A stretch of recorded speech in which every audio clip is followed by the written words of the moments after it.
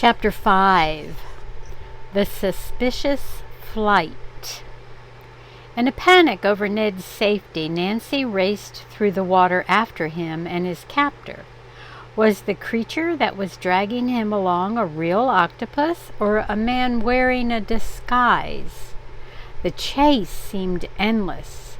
"Let him go!" Nancy cried out as she thrashed through the water. But just when she was on the verge of overtaking the tentacled creature, it suddenly released Ned and dived under the water. A new fear took possession of Nancy. Was the octopus going to attack her? Pushing the thought out of her mind, Nancy gave a final spurt and reached Ned. Fortunately, the shore was not far away. Could she tow Ned there in safety? Apparently, the attacker did not intend to make further trouble. It did not reappear, and Nancy managed to get Ned onto dry land and began giving him first aid. She knew he had not taken any water into his lungs because he kept blinking and murmuring, "Get the octopus." Presently, he was able to tell Nancy what had happened. "When we were thrown into the water, the octopus grabbed me.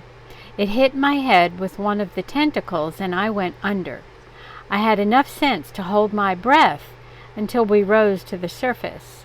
Then I managed to flop onto my back, but after that, I guess I blacked out for a while." Nancy said the strange creature had disappeared underwater. "Have you any idea who or what it was?" she asked. Ned shook his head. "I'm sure octopuses don't live in this lake, so this one must have been imported." "I think," Nancy said, "that it was a man in disguise. It's further evidence that someone is doing all these weird things to frighten us away from Pine Grove Camp. I have a hunch it's young Mr. Prizer." "You're probably right," Ned agreed. "Well, shall we start back to camp?" Neither their overturned canoe nor the self-paddling craft was in sight. "I'll dive down and see if ours sank," Nancy offered. When she surfaced, Ned asked, "Any luck?" "Not yet." Nancy dived deeply and swam underwater for nearly a minute. "I certainly don't see our canoe," she told herself ruefully. After a rest, she tried once more. Her search was fruitless. She and Ned concluded that it had been stolen by the octopus man. "Do you feel up to a trek?" she asked him. "Oh, sure. I guess we'll have to walk way around the lake to get back to camp." "I'm afraid so." The other ghost hunters were still on the beach when Nancy and Ned returned. They were amazed when Nancy related what had happened. Rita did not express her thoughts aloud, but the smile on her face plainly indicated an "I told you so." Bert and Dave decided to take a powerboat and hunt for the missing camp canoe, the craft that propelled itself, and the octopus. "I'm sure there's a connection between the last two," Nancy told them just before they roared off. Bess insisted that Nancy and Ned take a rest. They agreed, but first stopped at the lodge to tell Mr. Leffert about the missing canoe and the other mysterious incidents. He was standing behind the desk talking to the clerk. When Ronnie, the clerk, heard the story, his eyes opened wide. "I've been told there's a monster in the lake," he said. "I didn't believe it, but now I do." Mr. Leffert pounded the desk and said, "That settles it. I'm selling the place. The whole thing has gone far enough. Just this morning I received an offer for the camp. I'll take it and get out of here before I lose any more money." As he bellowed, an idea came to Nancy. She asked, "By any chance is the prospective buyer's name Prizer?" Mr. Leffert looked at her in surprise. "Why, yes, it is. How do you know that?" She and Ned explained about going to see Mrs. Tarpey, the realtor, and learning that a man named Wilbur Prizer had been inquiring about the camp. "Please wait a little longer," Nancy urged Mr. Leffert. "I have a hunch we're going to solve the mystery." By the way, I suppose the price you were offered for the camp is very low compared to what it's worth." "Yes, it is," Mr. Leffert said. "Then please wait," Nancy pleaded. Mr. Leffert agreed to do this. He had just made the promise when the telephone rang, and he scooped it up. In a moment he said, "Yes, Mr. Prizer." Nancy and Ned looked at each other, wondering whether Prizer would be persuasive enough to talk Mr. Leffert into selling after all. But the proprietor put him off. "I'd like a few days to make up my mind," he said. The caller became very angry and insistent and talked so loudly that Nancy and Ned could hear every word. Prizer did everything but threaten Mr. Leffert into agreeing to sell the camp. At one point, Nancy was afraid the proprietor might give in and kept shaking her head to encourage him to delay. "This is my final answer for the moment," Mr. Leffert told his caller. "I will let you know my decision in a few days." As Prizer yelled louder, Mr. Leffert said, "I am very busy. I must say goodbye." He hung up. The other ghost hunters entered the lodge just then and were apprised of the latest development. All were pleased that Nancy had persuaded Mr. Leffert to wait before selling his property. The group was about to scatter and dress for lunch when they heard the dock bell ringing furiously. "Something's happened," cried Mr. Leffert. Nancy was already out the door and running toward the dock. Bess and George were close at her heels. Bert and Dave were standing up in the camp's motorboat.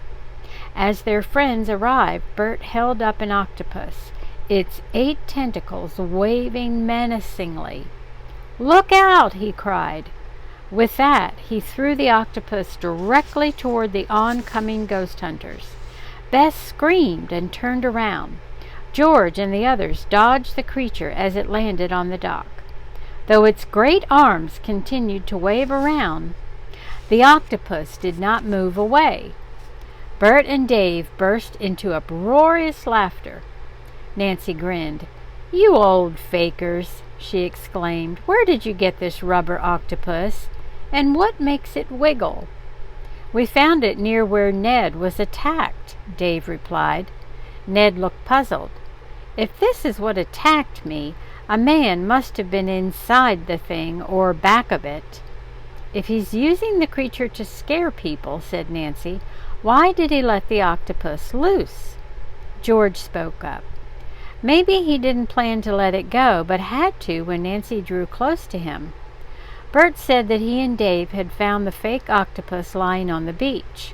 While examining it, they had discovered how to start the mechanism which made it wriggle through the water. In a few moments, the tiny motor ran down and the rubber octopus lay still. Nancy had gone to the edge of the dock and noticed that the canoe was tied to the motorboat. "Is this the camp canoe?" she asked. Dave nodded. "It was way up at the far end of the lake, but we didn't find the one that propels itself." Ned pulled the aluminum craft up on the beach and began to inspect it.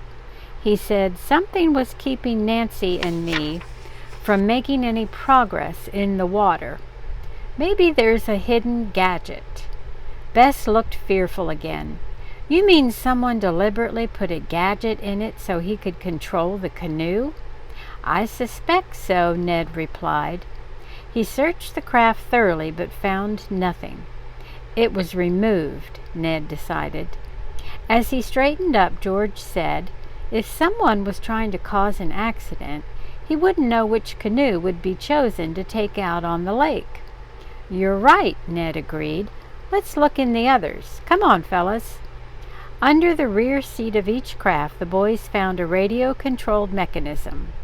The movements of the canoes could be controlled from some hidden spot along the shore.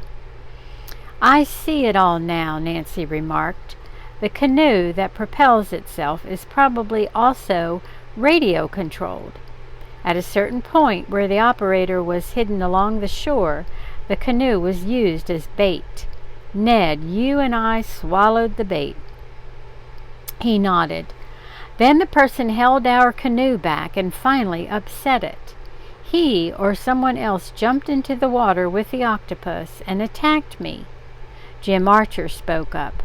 "I'd say that the octopus man or people working with him are trained engineers." "But nuts," George commented in disgust. The gadgets were removed from the canoes and turned over to Mr. Leffert. He notified the police, who later came to take the gadgets. The two officers were amazed and greatly concerned about the rash way in which the devices were being used. The next morning, Nancy said to the ghost hunters, "I think we should call on elderly Mr. Prizer again and tell him about the canoes and the octopus. We might learn from his reaction if his son was really behind the attack." Babs said she would like to go and see the man's shell collection. Don offered to drive her. Ned, Bert, and Dave agreed to go, but the other ghost hunters decided not to join them. "You tell us about it," Anne said, smiling. When Nancy and her friends arrived at the Prizer cottage, there was no answer to their knock. They looked in the windows and could see every part of the interior. No one was there, and Nancy noticed that the cradle shell was gone. "Well, we can't break in," Bab remarked. "I guess we'll have to go back to camp without learning anything." Just then they saw a woman coming down the path toward the cottage. She was striding vigorously and swinging her arms. There was a set expression on her face. "She sure looks mad," Don remarked. "That's Mrs. Tarpey, the realtor," Nancy told him. As the woman stormed up to them, she did not recognize any of the callers at once. "If you're looking for that old geezer who was staying here," she said, "he's skipped." "Skipped?" Nancy repeated. "You mean he has left?" "I mean more than that," Mrs. Tarpey said angrily. "Not only did he move out, bag and baggage, but his relatives gave me a check that bounced." George remarked, "Then probably it's just as well that he's gone. You can rent the place to someone else." "Maybe and maybe not," Mrs. Tarpey said. "With all the goings-on around here, it's doubtful." Suddenly she recognized Nancy. "You're the girl who was asking me about the Prizers." When Nancy nodded, the realtor said, "Did you find out anything about them?" Nancy repeated what little she had learned, particularly that the young Prizers had no children. Bess said, "I feel sorry for the old man. He's not to blame for what his son and wife do." Nancy was not so sure that the old man deserved any sympathy. She was inclined to think he was part of the racket. Bab remarked, "The senior Mr. Prizer said he had a fabulous shell collection. I wanted so much to see it." Mrs. Tarpey tossed her head. "If he had one, it was probably stolen from somebody." "Stolen!" Bab exclaimed. "Yes. Didn't you hear the news report this morning?" Stay tuned for the next chapter.